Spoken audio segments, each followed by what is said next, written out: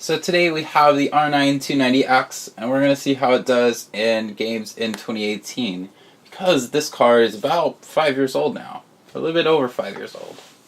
So for starters, this particular card is the ASUS R9 290X DirectCU II OC card, which basically means that ASUS has took the 290X, overclocked it, put a better cooler on it, and sold it with their name on it. So for starters, the GPU is clocked at 1050 MHz. The memory is clocked at 1350 MHz.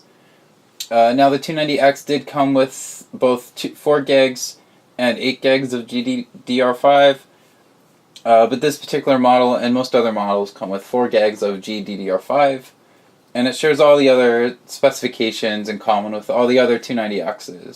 For the test system, we have a E5 1650, which is a 6-core 12-thread Sandy Bridge E, or EP if you prefer.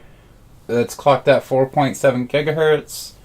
With that, we have 16 gigs of DDR3 at 2400 MHz in quad channel, as it's a X79 platform.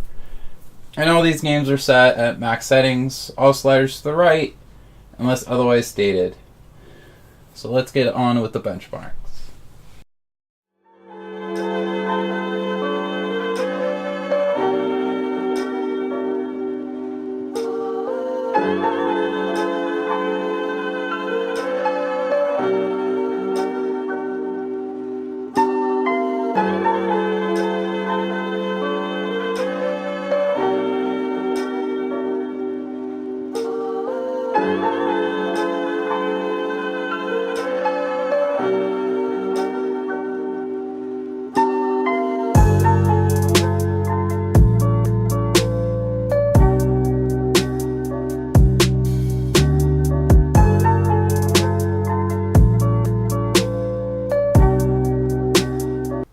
So we're back from the benchmarks, and as you guys saw from the benchmarks, the 290X does really well. So all the average frame rates weren't as high as I was expecting, but that's because all these settings on these games were set to their maximum. If you lower the MSAA, it'll perform way better. Average frame rates weren't that high, but 1%, 0.1% lows were pretty much at the average frame rate for most of these titles, if not right below it. So a lot better than some cards. So really everything was playable. Even if it was 30 FPS, you didn't really notice it too much. So that's definitely a really nice thing. Especially at 1080p, everything is really smooth. So this card cost about $100 for me. I got it used, and you could usually pick them up used for like $100, $80s, $90s, $100, $120, somewhere around there. There are 8 gig models that go for more, but honestly, the only reason you would get an 8 gig model would be like 1440p, and at that point, I just don't see this thing, like, unless you put the game settings to low, or medium maybe. I don't know, it depends on the game. I don't really see the point of 8 gigs on this card. I mean, there's better cards out there for that.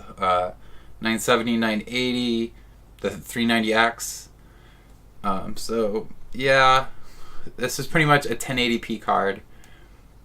You can't really do anything about it. It doesn't really overclock that well at all. I was able to get almost nothing on the core, and like 30, 40 megahertz on the memory. Anything above that, some games would play, some games would crash, some games would play for 5 minutes and then crash. So it was like quite unstable.